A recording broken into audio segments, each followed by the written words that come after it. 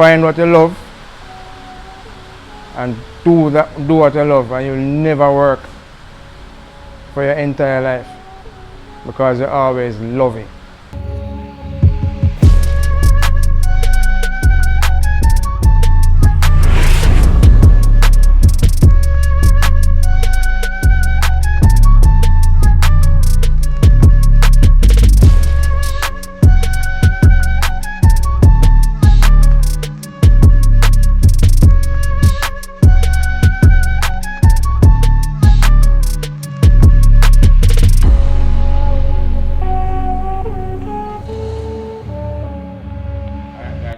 I'm here with the man himself, no stranger to anybody who lives in St. and Ochireus and probably outside of that area. I'm going to let him do most of the talking, so I'm going to first ask him to introduce himself to the viewers, tell us his name and actually what he does at the moment. Alright, name is Angelo Ridley.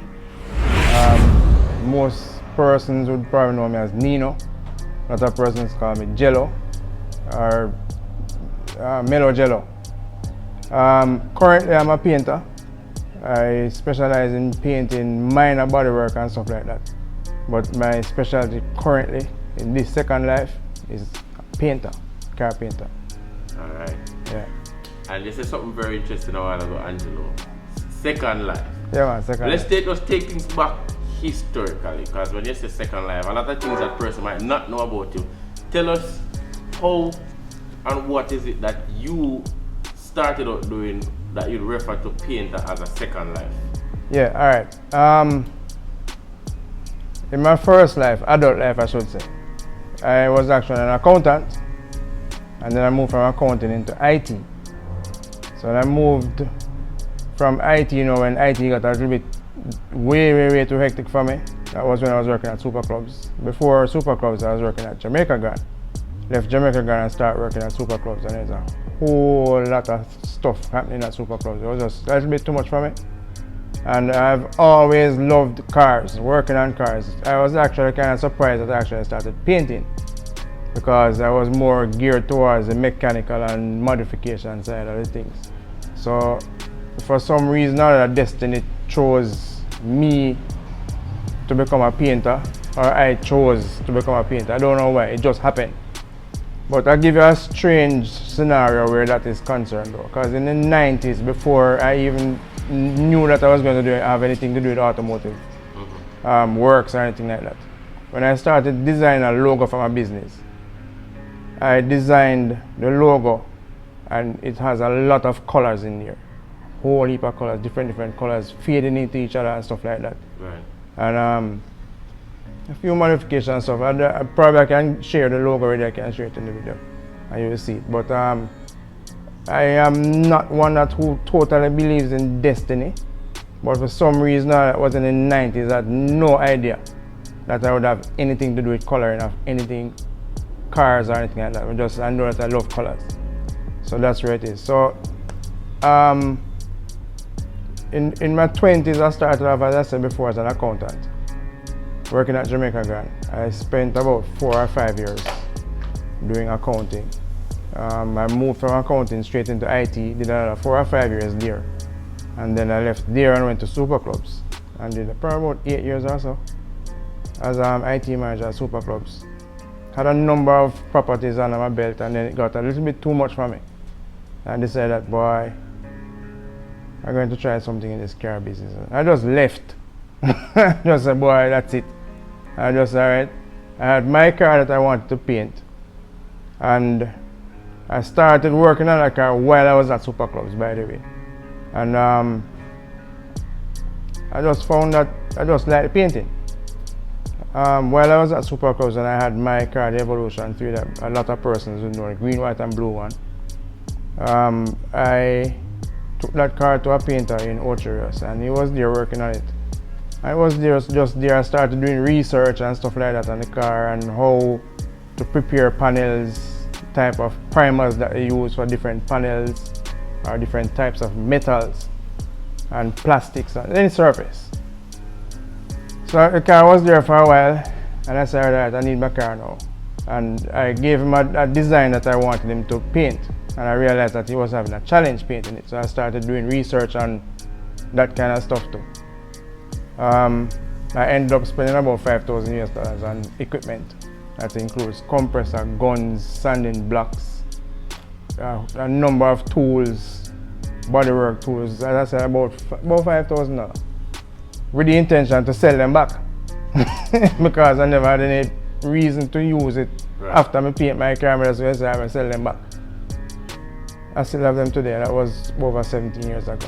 Wow. All of them. Right, except for a few of the bodyworks tools. I don't know where they are. People borrow them, they don't return them and stuff like that. But I still have my guns. I still have the compressor, sanding blocks, right, and some of the bodywork tools that I had. And of course I had additional over the years. But when I painted my car, it was a complete test. For me, myself, if it's spoiled, it's my car going to spoil. Right. But I'm going to paint it myself.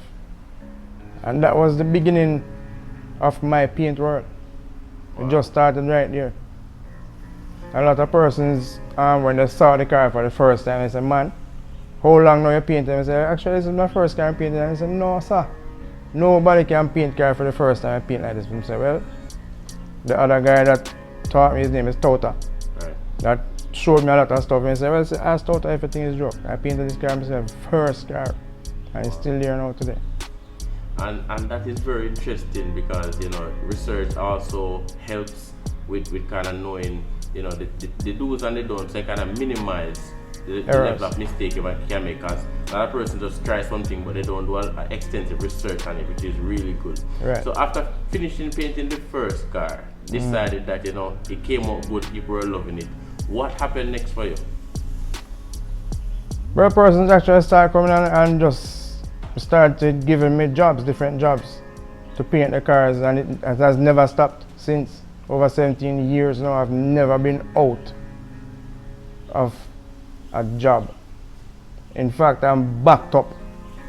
Right. From then till now. I've never ever canceled boy a day or two pass when I don't have something doing.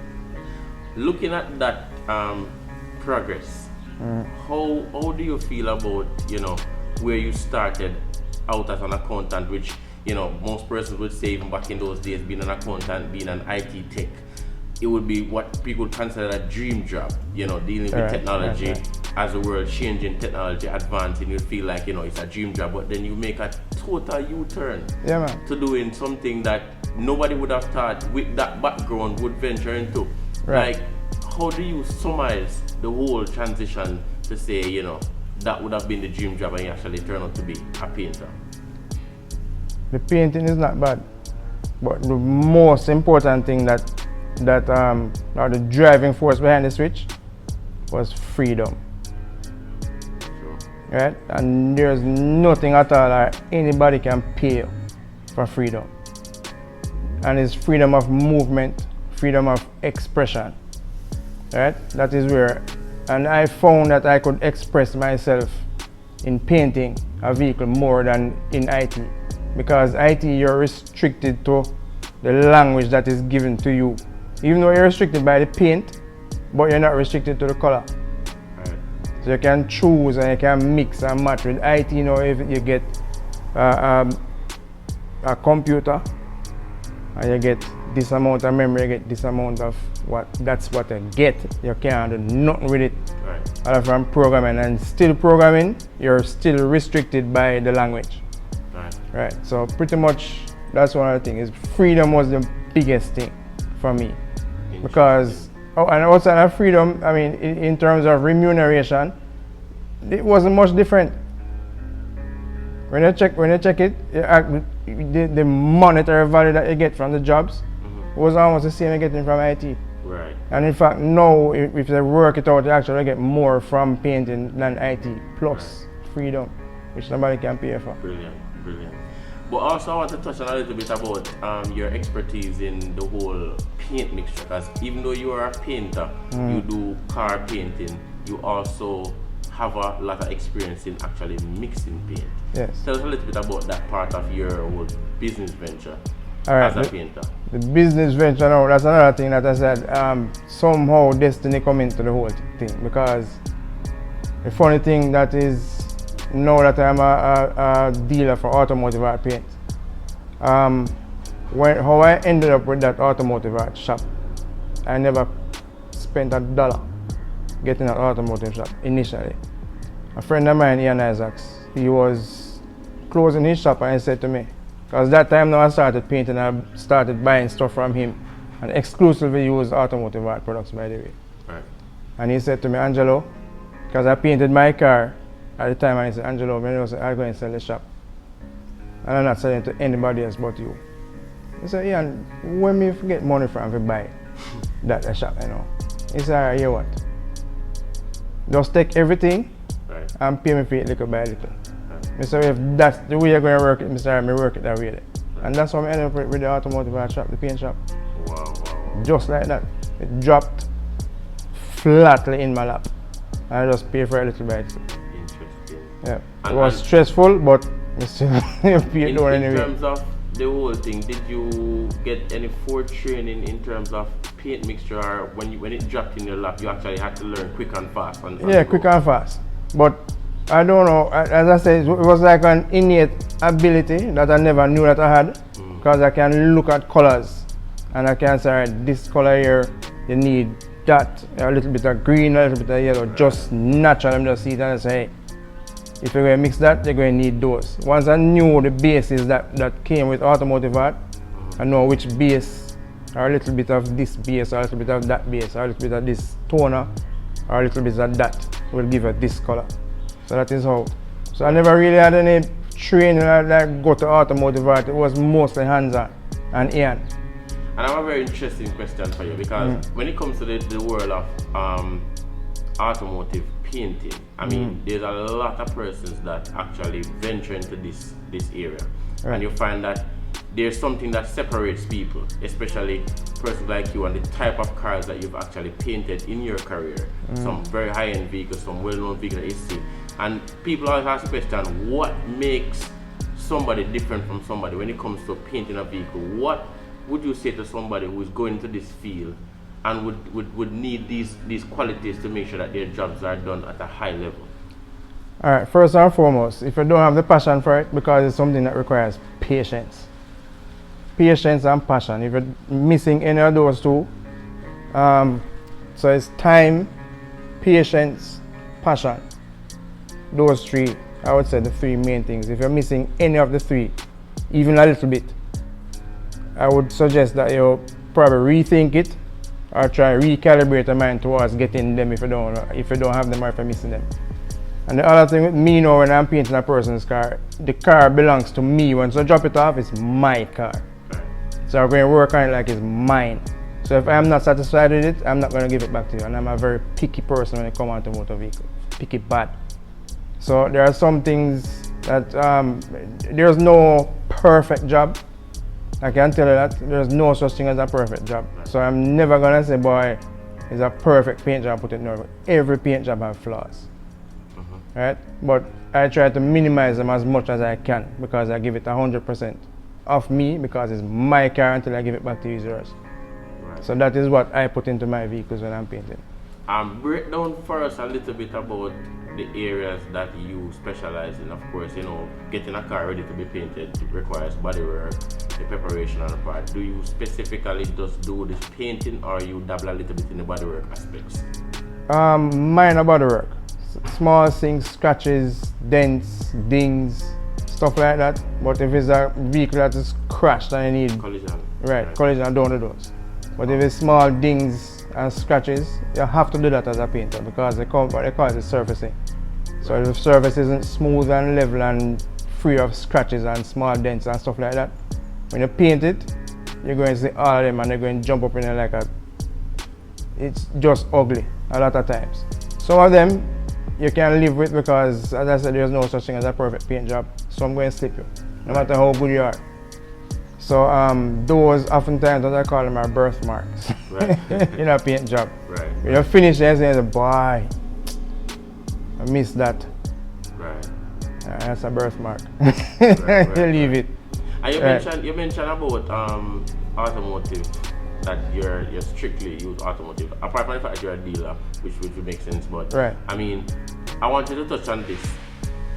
Persons might be wondering, because we hear about this all the while, automotive paint, automotive art. What is it about automotive art paint that stands out different from others? Well, for me, from the beginning, I mean, I've used Sherwin-Williams and I've used PPG and of course automotive art, but for in the initial. But for me, the coverage that I get from automotive art paint is better than all of them that I've used so far. I get better coverage from automotive art.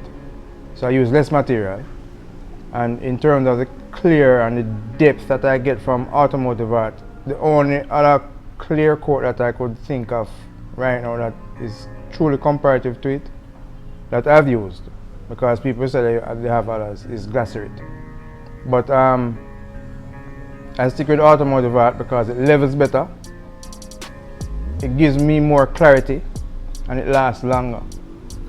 There are other persons who say that boy, them have some issues. At some point in time, might have a bad batch that comes out with every paint manufacturer, and any product, I should say, because if you go with baked products, you have bad batch. You have people recall, grayscale recall, stuff like that. So it's the same thing. The large manufacturer, you're going to have one employer or two might slip up somewhere, and then the formula just wasn't right for that batch. But I would say 99% of the times, it's always good, it's always solid, it's always clear, always levels nice. Alright, so well, based on what you said, makes more sense in terms of why people would always choose automotive art as a leading choice when it comes to paint. As it relates to other things that you might do when it comes to car and paint, because I know once a car is painted, there's a next level of paint correction, whether it be after spray job is done or somebody brings that in for services. Do you offer that service, and to what extent do you go, especially in the sense of ceramic coating and all that? Yes. When I paint most of my jobs, and I paint them, I usually try not to buff them. I paint them where they're level enough. I mean, you might find a few little dust nibs and stuff in there, but they usually wash out after a period of time. But I usually try not to buff them after I paint them. So I paint them, fit it up back, take your vehicle, go drive to enjoy yourself. But over a period of time, after washing it, I might get a few swirl marks and stuff like that. So I can bring it in and I buff it. So, and depending on the color, you have different stages. So for the darker vehicles, you have, sometimes you may need to cut them. Sometimes you may need to just give it a light cut.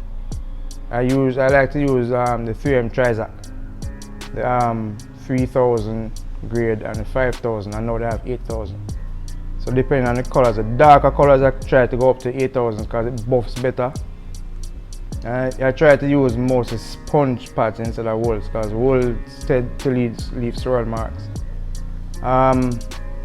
Some time ago, Meguiar's used to be available in Jamaica. I prefer Meguiar's products with sponge, polishes, compounds, but they're not available anymore, locally, that I should say.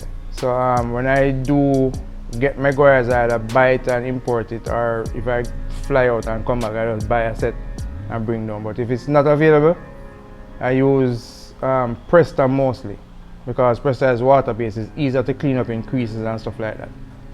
For ceramic coating, I do ceramic coating sometimes, and not a lot of persons understand ceramics. I know there's this new thing where they're called graphene. I know they're fusing ceramic and graphene, because there's a big debate between which, if graphene is better than ceramic or ceramic better than graphene. So they combine the two of them now. So they have the best of both worlds. I don't even remember what they call it. But yes, I do the ceramic coating and it does work. Graphene coating also does work. What I notice when I do ceramic coatings and graphene coatings, because I experiment with both of them, your car stays cleaner, longer. So if you even drive through dirt, it pretty much washes off. And if you have a microfiber rag, if it's ceramic coated or graphene coated, and a little bit of dirt on there, as long as it doesn't have the fine scratches, you can just wipe it off. With a light wipe, with a clean microfiber rag, it cleans right off. No or very little effort to clean it off. and I've tested it on white rims that I have on my car. I would drive from Prairie to Orchard. It's about 10 miles. And of course, again, that will brake dust. And I just use my finger with the ceramic coat, and I just wipe it with my finger, and all the dust come off right at that spot. So if you get a microfiber rag, just wipe off the rims and it's clean just like it just washed. But that's how good ceramic coating is, and yes, I do it. And I would recommend it to anybody at all, especially if you're a car fanatic. Definitely. Alright, so I mean, in everything, Angelo, there are challenges, there are ups, there are downs.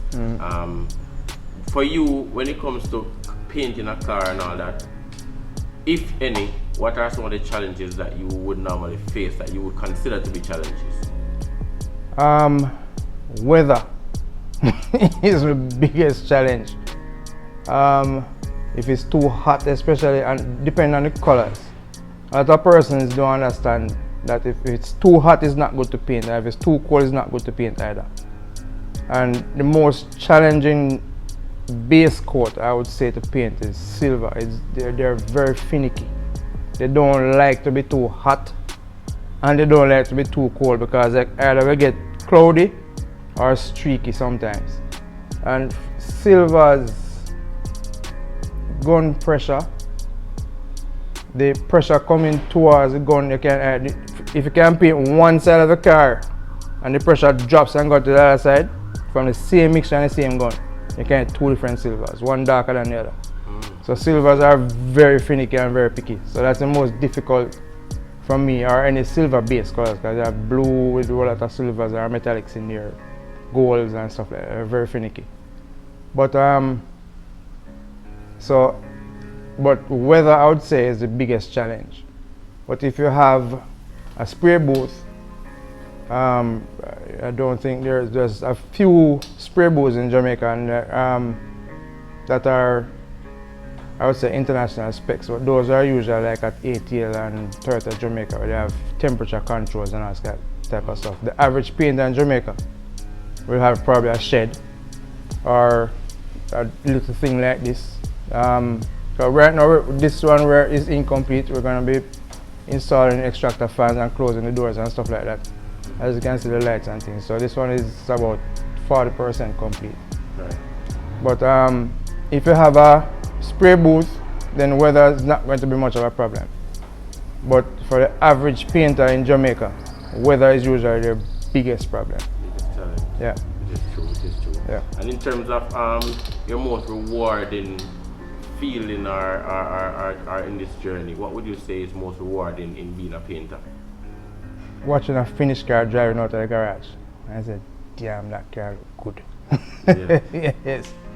So tell us, how would you sum up your whole journey to this point? I mean, you know, from where you started with us telling us about your accounting, you know, technological journey, and then into the paint world. How would you sum up that whole transition for persons that are watching this and would be like really intrigued and admiring the whole journey?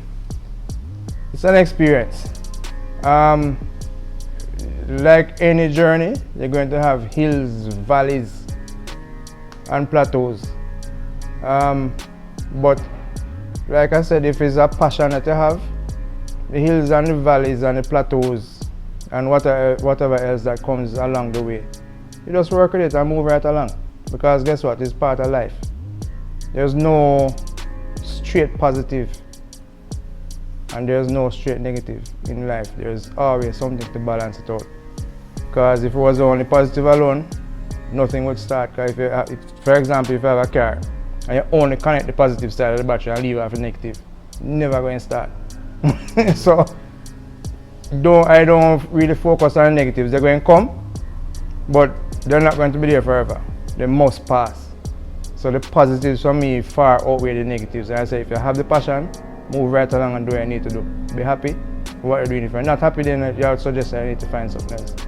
Definitely. Yeah. And of course, persons watching this, of course, will believe, yo, me like how him talk. Jobs that he's done is excellent. I want to get in contact with him. How do we get in contact with Angelo?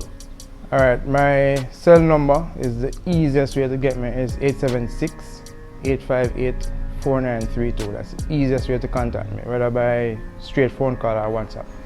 I answer my phone anytime, but please don't call me after 12 o'clock midnight. I'm sleeping. But I answer my phone anytime at all still. But I also have Facebook, which is Angelo's Customs and Autos Limited. Right. And on Instagram is Angelo MELLOGELlo, I think, or Angelo Simpson. I don't remember because I started doing so long, I don't remember what it is. Right. But it is there. Junkie. Yeah, man, not a social media junkie like that at all. Right. But they're there, so you can contact me by Instagram, Facebook, or of course by cell phone and WhatsApp. One thing more I want to ask you before we wrap up, Angelo. I mean, at the moment, you know, the Jamaican car scene has been, you know, evolving into different areas, especially when it comes to car shows. I mean, you know, it's taken a huge turn from what persons have known from the beginning, to where, you know, you have more of show cars, custom cars, people doing different things to their cars. Right. I mean, you all yourself have been judges at some of these car shows in the past.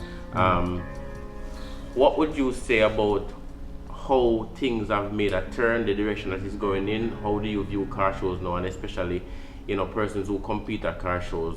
How do you view the direction that it's going in? I like the direction that it's going in. More persons I see are taking more personal care and interest in the vehicles that they're driving. And I have a thing that is, everybody can buy a car, but a car is not yours until you personalize it. So, and of course everybody has their own taste. Some people going to want rims and them satisfy the rims. Some people want other things. They want to do the interior, they want to do the engine bays. Do what makes you happy. That's your car. You don't have to follow what everybody else does or do. Just do you and be happy with you. You understand? So you have persons that, like I said, who would do a lot of work in their engine bays. And some people just like to keep it simple and clean. If that's you, then simple and clean is you. There are different categories. You have stock engine bay, you have engine bay that is modified or colored or stuff like that. They're now putting them in different classes because it don't make any sense you try to have a competition for engine bay when one has a lot of dippings and paintings and stuff and then one is stock. The stock one obviously not going to go anywhere. It's just a clean engine bay. Right. But I think the organizers are now realizing that you have to have categories because you're not going to find the same set of people doing. The whole world is dynamic. Right.